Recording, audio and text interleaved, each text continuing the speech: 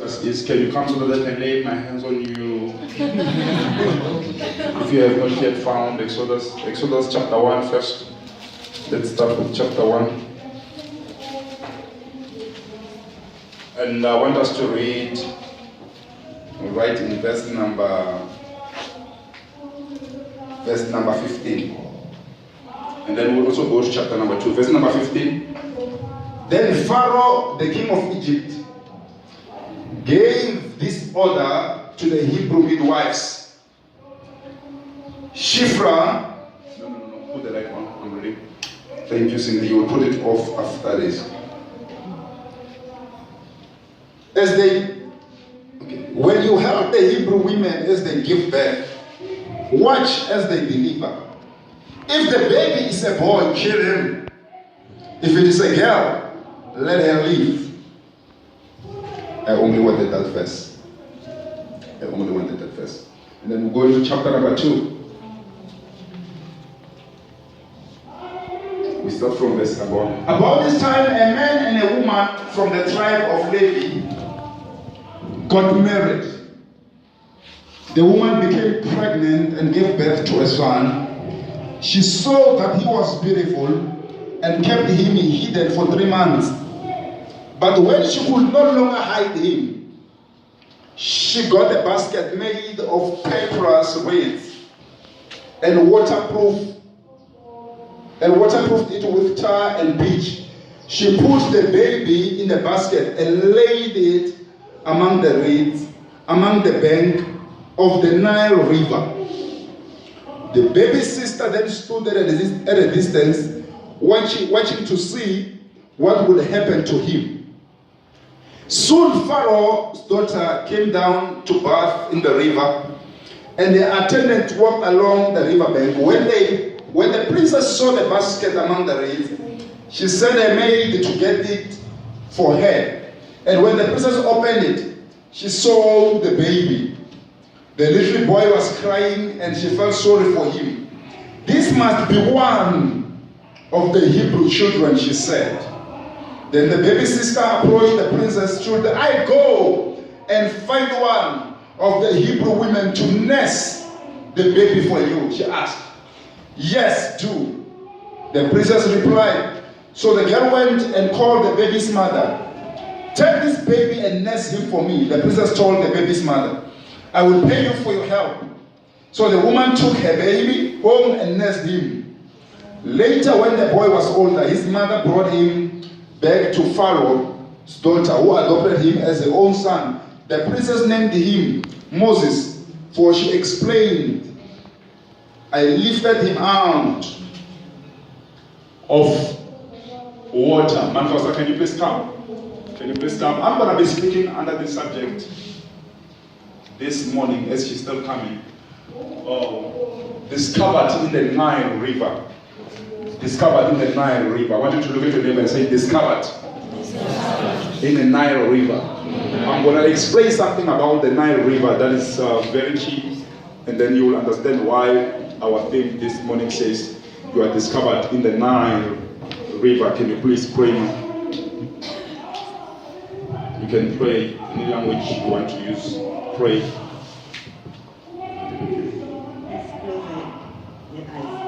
Obrigada, meu Deus, por tudo que tem mandado aqui nessa igreja hoje, meu Deus. Obrigada por tudo que o Senhor tem feito por nós. Abençoa todos que estão aqui na igreja e todos sempre venham, todos domingo em nome de Jesus. Obrigada por tudo, meu Deus. Amém. Muito obrigado. Thank you. Amen. Come on, let's put our hands together.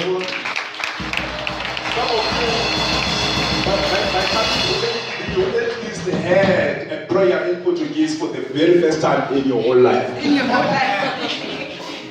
Hallelujah. Discovered in the Nile River. Ladies and gentlemen, I want us to understand what was happening in the Nile River before we go into the text this morning. The Nile River was a river that was used by the Egyptians to kill the children of Israel. The very same Nile River is that river that during the miracles and the signs and wonders that Moses did to prove that he was indeed sent by the great I Am, it was turned into blood, the whole of it. I know some of you, if you read the Bible, you will notice that there is one of the miracles where the whole river was turned into blood. When the people of Egypt were trying to find water, all the waters there, it was turned into blood. So this was Nile River, where today we have filmed our message discovered in the Nile River. Again, ladies and gentlemen, Nile River was one of the dangerous rivers. If you're going to read about it, if you are so relied on your Google, you check it, you find that it was very dangerous. The crocodiles were found in there, the alligators and all this stuff. That's what the Nile River was. Hallelujah. I want us to, it's a wonderful text. It's an encounter that has actually happened. It's not a story, because this actually happened. So I was rebuked by one of the Bible school lecturers to say, when you're preaching, you cannot say there's a story in the Bible, because when you say there's a story, it's something that did not happen. So, but this one, it's something that has happened. So it's an encounter that we read about in the scripture this afternoon of what actually happened. That is how Moses was discovered there in the Nile River. Now the Bible says Pharaoh gave a decree or an order. That's why I want us to start. To say to his midwives, I want you guys to go and make sure that you find all the Hebrew women when they are pregnant. By the time they give birth, be around them as midwives, but this time not to do your duties as to serve children or as to serve babies, but I want you to kill all the baby boys. You hear this? It is an order that the king has given in his own land, that no baby boy must live. But he's giving such an instruction to the people who their duties is to give life. He's saying this to the midwives, I want you to be around these people when they give birth, and make sure you kill the baby boy. I don't know who I'm talking to this morning, but ladies and gentlemen, we live in a world, in an environment where we are even surrounded by people that when they come into your life, they don't actually reveal their true reasons why they are around you.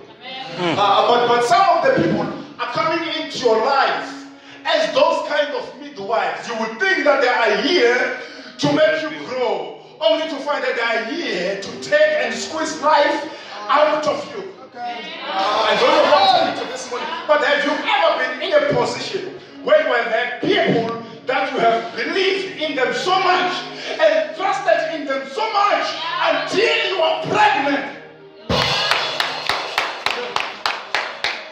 And when you are pregnant, they still come and look like they are celebrating your pregnancy. They are waiting for you until you are 6 months and 7 months pregnant.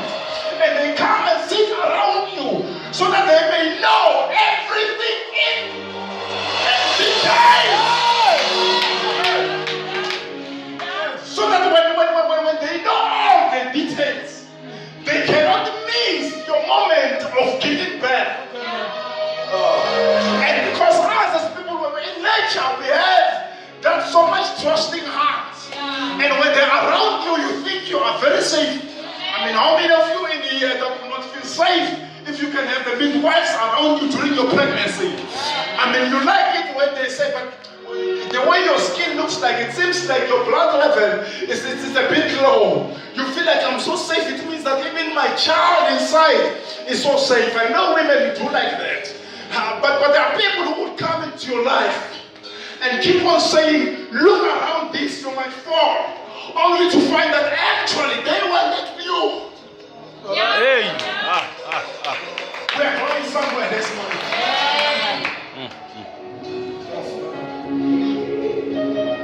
So they were given an instruction that you've got to be around them when they give birth. But your reason for being around them, it is not to give life, but it is to take. There are those people who will wait for you until you get a job. And then they come to finish what you have. The minute you lost your job, they lost you. There are those people who only want to come and be closer to you when things are going well. But they are there to make sure that your thing ceases from going well.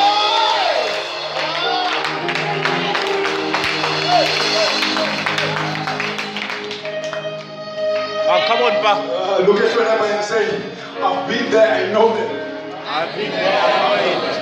You have been there, you have seen such people who come and show you a smile. But when you look aside, they show another attack. There are people who will come and say, you look so good. And right after they have said that, they turn to the friend next to them and say, this is my another start. There are such people who will come and feed you with only things that make you feel better. Actually, they don't want you to feel better, they want you to be bitter.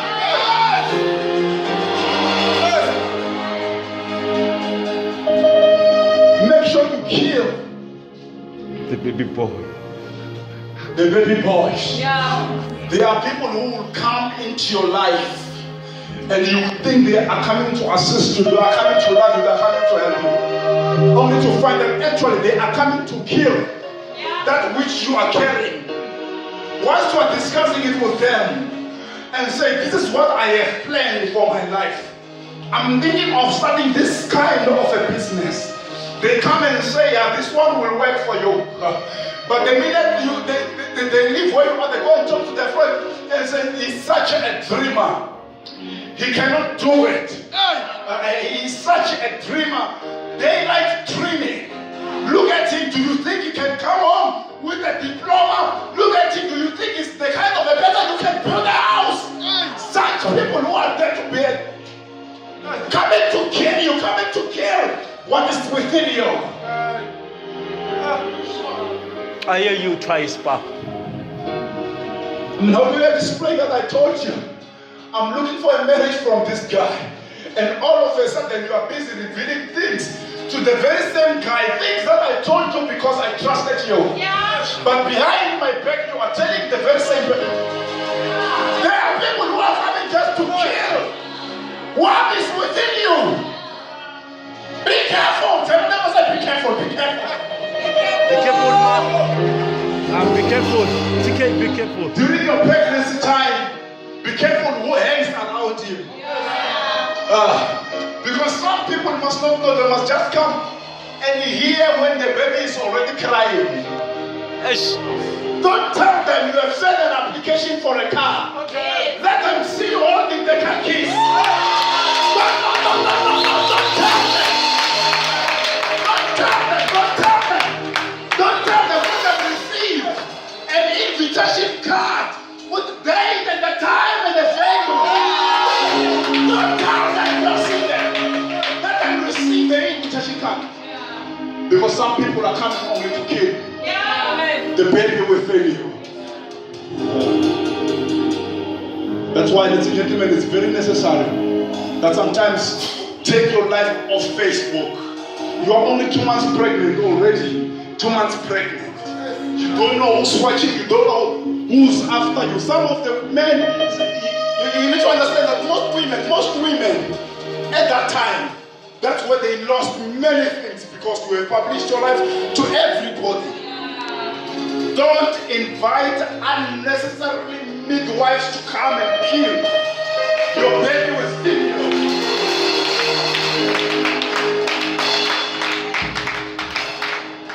Not everybody that likes your Facebook status really likes it.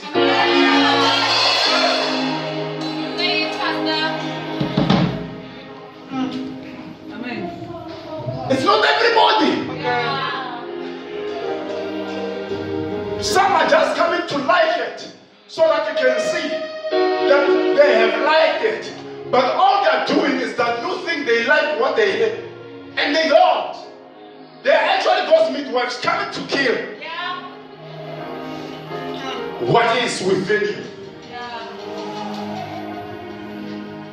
But I know what the Bible says, and the whole encounter happens and unfolds because these two, although they said, you know what, we fear the Lord. Now, when they said they fear the Lord, and then they decided to take back the report to Pharaoh and said, you know what happened?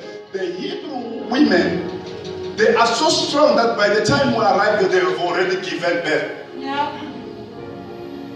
They've already given birth. They're strong. They're not like our Egyptian women. Although I declare such a blessing upon you, that when the enemy comes, we find that already you are done. You are finished. And they say, you know, but when we arrive there, they've already given birth. Now, Pharaoh again says, okay, fine. First attempt has failed. He gives this time a decree or an order to say, all baby boys born from the Hebrew women, they must be killed by what? By being thrown into the Nile River. Now this is an order given by Pharaoh to say, okay, fine. Since they're so strong and they give birth, by the time you guys arrive, they've given birth. And order is that all Hebrew women who have given birth to baby boys, those baby boys must be taken and be thrown into the Nile River, where Moses was discovered. So now, when this order was given, it was a painful order, you know, that everybody has been praying such a prayer. The Lord, let your will be done upon my life. We pray such a prayer. And I believe that every woman at such a point or at such a time as that wouldn't have wanted to be pregnant of a baby boy. I believe that every woman's prayer at that time would have been, Lord, I pray that you give me a baby girl. You cannot give me a baby boy when there is a law and a command and an order that says all baby boys must be thrown into the Nile River. But as you are praying, imagine you are praying such a prayer, and God, instead of giving you a baby girl, He gives you a baby boy.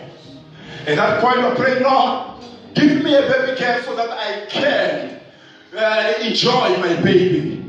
Give me a baby girl so that I can have future with my baby girl. Because there is an order that has been given in this territory by the territorial commander, which is Pharaoh. And God said, you know what? There is God, and above me there is no other king. And God says, even though Pharaoh has given a command in the territory, and God says, I am not a territorial commander, but I am a universal.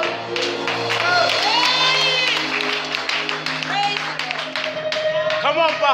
I cannot allow my programming to run according to what Pharaoh wants to run into this place. But I am the one who holds the above leadership. That above me there is no other kings. Above me there is no other names. I want Pharaoh to know that he can control Egypt. It is his territory. But I control the whole universe. Egypt included, I control it. Pharaoh included, I own it.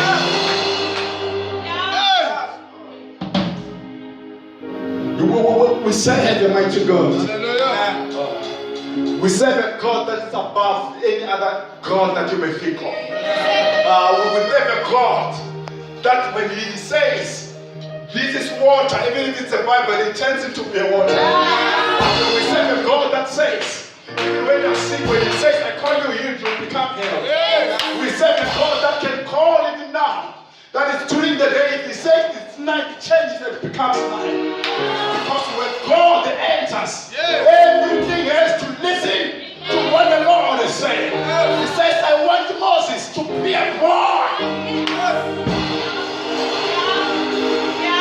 I don't know who I'm talking to this afternoon, but I know there are people who have been praying for girls, but a baby boy appeared. There are people who have been praying for jobs, but even today they are still unemployed. And they say, but Lord, how did it happen that I fasted for 21 days that you may give me a job, but I'm still unemployed? I came to tell you that this woman was praying for a baby girl, but she was given a baby boy, because the Lord had a plan and a purpose that I want everybody to know that I plan to do things at my own time. I'm never late and I'm never early. If I say I will do it, I will do it at my own time.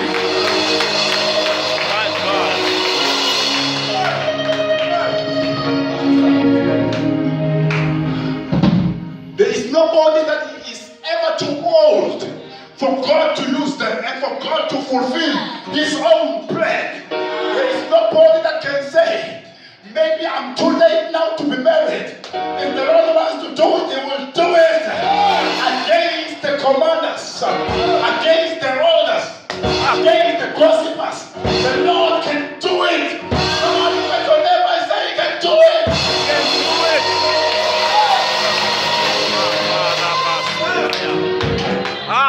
He can do it for you.